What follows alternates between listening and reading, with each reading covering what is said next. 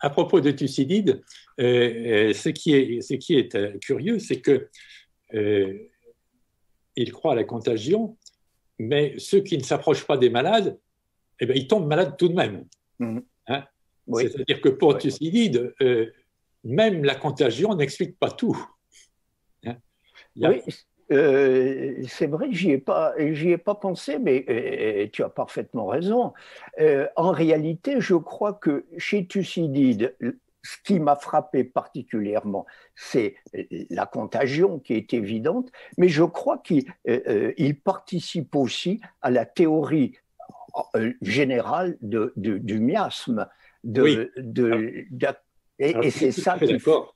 Je suis Oui, tout à oui, fait d'accord, d'autant plus que oui. au livre 1 de Thucydide, il y a ce passage fameux où il annonce toute la suite des catastrophes qui Oui. marquent la guerre du Péloponnèse.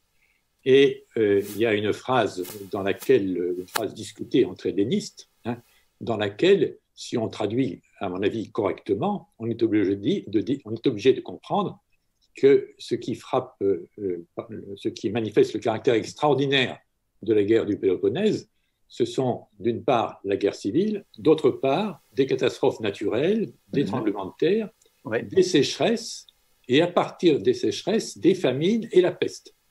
Mhm. Donc, il y a la sécheresse qui est aussi à l'origine. Ah, oui. En fait, aujourd'hui, on dirait le réchauffement climatique. Voilà. Oui.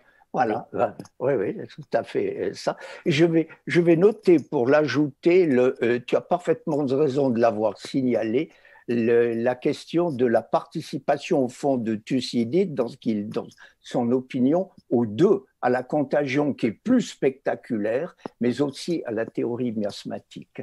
Oui, ça, je m'en vais le noter. Et est-ce que je peux poser une question? Bien sûr.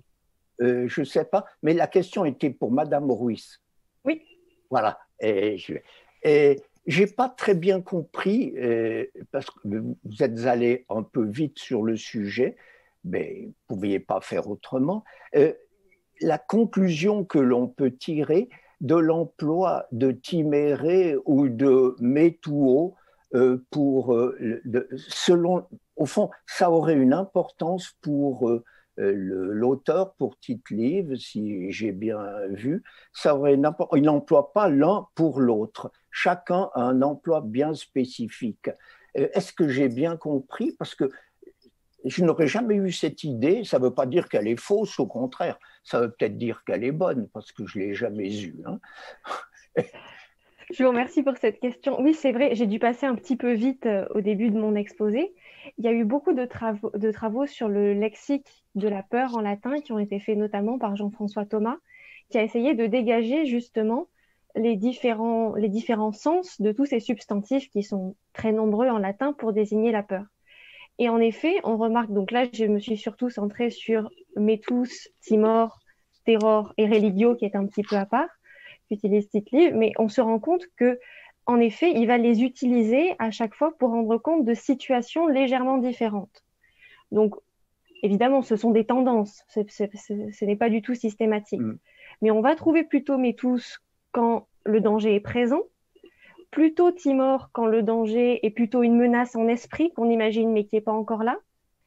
Terror va plutôt créer peut-être quelque chose comme une différence d'intensité. Vraiment, quand on a terror, c'est que la crainte est telle que la personne qui la ressent a perdu tout espoir dans le futur et le bouleversement est total. Là, c'est vraiment la panique. Mais par exemple, chez Tite-Live, on ne va pas trouver Paweo ou Formido pour désigner la peur des épidémies. Et ce que j'ai essayé de montrer, peut-être un peu maladroitement, c'est que pour moi, le choix d'un terme plutôt qu'un autre Mm-hmm. pour désigner ce sentiment Oui. ne signifie. Enfin, c'est pas parce que Tite-Live dit que les Romains ont peur de l'épidémie actuellement avec laquelle ils sont aux prises, que pour autant ils n'ont pas peur des conséquences de l'épidémie ou qu'ils n'ont pas peur de la signification religieuse de cette épidémie, même si le choix de lexique fait à ce moment-là dans un passage ne le reflète pas. Voilà, j'espère que Oui. j'ai répondu à peu près de Non, non, manière tout à claire. fait, tout à fait. Simplement, bon, moi, j'y avais vu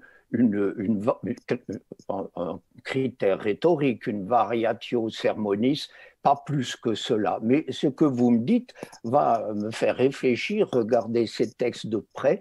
Mais pour que ça ait encore davantage de pertinence, il faudrait qu'on puisse le trouver de la même façon chez d'autres auteurs. Si ça n'est que là, je ne sais pas. C'est en fait, je me pose. Oui. C'est le travail qu'a fait Jean-François Thomas en réalité. Alors, il y a beaucoup d'occurrences qui sont chez Tite-Live parce que c'est un auteur qui va prêter beaucoup d'attention à l'émotion individuelle et collective dans sa conception de l'histoire. Mais c'est un travail qu'il a fait aussi chez Pline, chez Cicéron. Ah, parfait. Pour essayer de dégager ces grandes nuances de sens, mais qui ne sont vraiment, qui sont des nuances. Donc, vous vous êtes appuyé sur son travail aussi dans votre réflexion. Bien sûr. Voilà. Oui, je crois, je ne sais pas si je l'ai cité, j'ai dû aller un petit peu vite, mais bien sûr, je me suis appuyée sur son travail. Oui. Non, merci beaucoup. Et je m'en vais relire ces textes avec profit. Bonjour à Philippe Mudry, c'est Divina, donc. Et je voulais revenir un peu sur Arrêté de Cappadoce, qui est, comme vous le savez, un auteur que j'aime beaucoup.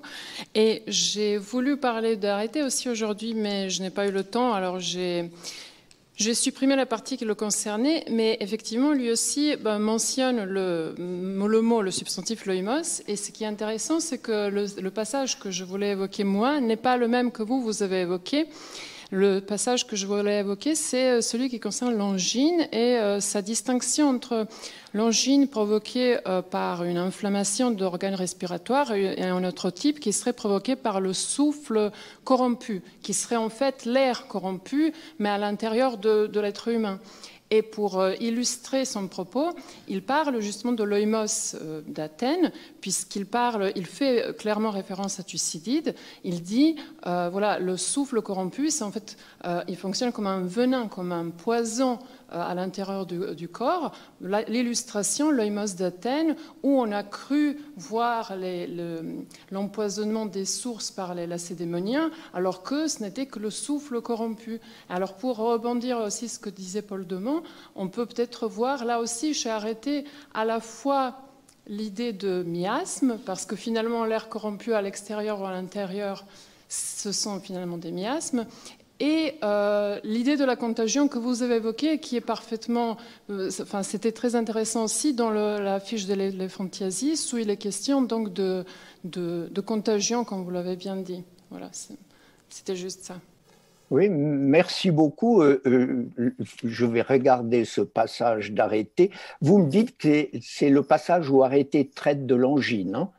Je peux par écrit vous faire parvenir la référence exacte de la fiche de maladie. Alors, vous m'éviterez une recherche à la bibliothèque et par les temps qui courent, on ne sait plus si on peut sortir de chez soi. Donc, merci beaucoup de me faire parvenir ce texte.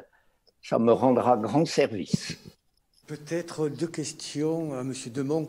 La première, c'est lorsque vous parlez de troupeaux de brebis, vous semblez suggérer que c'est plutôt en lien avec une tradition chrétienne. Mais est-ce qu'on ne pourrait pas penser qu'il y a aussi une tradition grecque? On le voit avec l'Apollon porteur d'agneaux sur les épaules, voire des fois il y a des représentations avec des porteurs de béliers. Il y a même des cas où c'est en lien avec des pestes.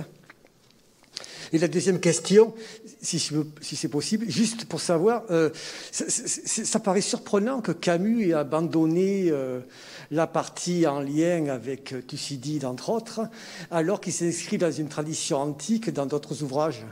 Alors, sur le premier point, ce que j'ai voulu dire simplement, c'est que dans la traduction Bétan de Thucydide, il n'est pas question de brebis. Hein. Donc, quand dans Thucydide, il est question de troupeaux d'animaux. Mais donc, c'est Camus qui va rajouter une thématique qui est certainement une thématique parodiant le christianisme au texte de Thucydide. Qu'il y ait dans la sculpture antique et dans la Grèce antique des animaux, des brebis, des moutons associés aux divinités, bien sûr. Ça, je suis tout à fait d'accord avec vous. Bon, sur le deuxième point, l'élaboration de la peste a donné lieu ça a pris des années pour Camus, entre 1939 et 1900, et la parution après la guerre. Ça a pris des années avec des allers-retours considérables. Là, la nouvelle édition de la Pléiade donne des documents très précieux pour suivre tout cela. Même s'ils n'ont pas bien vu, à mon avis, le cas Thucydide. Et dans cette élaboration progressive, il est certain à mon avis, que Camus a eu des repentirs. S'il a publié après la guerre le texte « Les archives de la peste », dans lequel, on le voit maintenant, il y a des éléments du personnage de Philippe Stéphane, c'est qu'il a voulu tout de même transmettre à ses lecteurs un état antérieur de la peste. Donc, à la fois, il a voulu casser la référence antique, et en même temps, il a voulu signaler qu'elle avait été là. Ça fait partie de la complexité du personnage de Camus, qui est complexe à beaucoup d'autres égards aussi, de son humanité d'ailleurs aussi. Alors, c'était une question pour M. Mudry et M. Demont, en lien avec deux textes qu'Éric Faure a évoqués ce matin, 2 extraits de Denis d'Halicarnasse, qui évoquent au cours d'une épidémie le fait que les corps sont rejetés parfois dans les égouts, mais surtout dans le Tibre.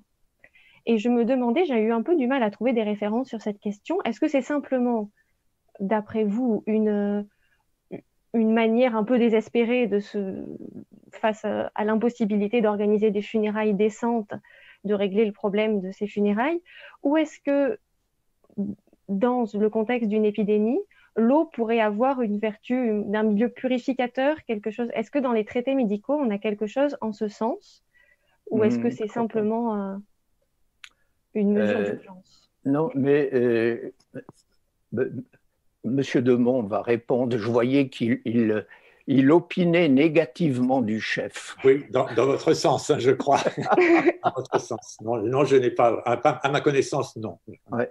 Dans les textes médicaux non plus latins, puisque il me semble que j'en connais quelques-uns, non pas. Ce qui est absolument courant, qu'on lit partout, et chez les médecins comme chez les autres, c'est le fait que les cadavres peuvent dégager des vapeurs pestilentielles. Mais d'une purification, ça... je n'ai pas rencontré d'occurrence comme cela, et je suis conforté dans ma position par le fait que M. Demont n'en a pas rencontré davantage que moi. Oui, moi, c'est quelque chose que j'ai rencontré. Oui. J'ai Denis d'Halicarnasse pour le moment, donc merci. Oui, mais merci à vous. Bien, monsieur Rossignol, ici présent, va également intervenir.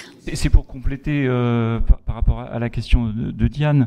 Il faudrait peut-être creuser du côté du Tibre lui-même. C'est peut-être moins une question justement médicale que religieuse. Alors le Tibre, déjà, au moins sous l'Empire, s'occuper des rives du Tibre, c'est aussi s'occuper des égouts, et puis on y met aussi toutes les pestes, et la Gabale finit dans le Tibre comme d'autres mauvais tyrans. Donc il y a cette idée quand même que ce qu'on jette au Tibre, c'est ce qu'on doit sortir de la cité, et ça peut être des choses absolument impures.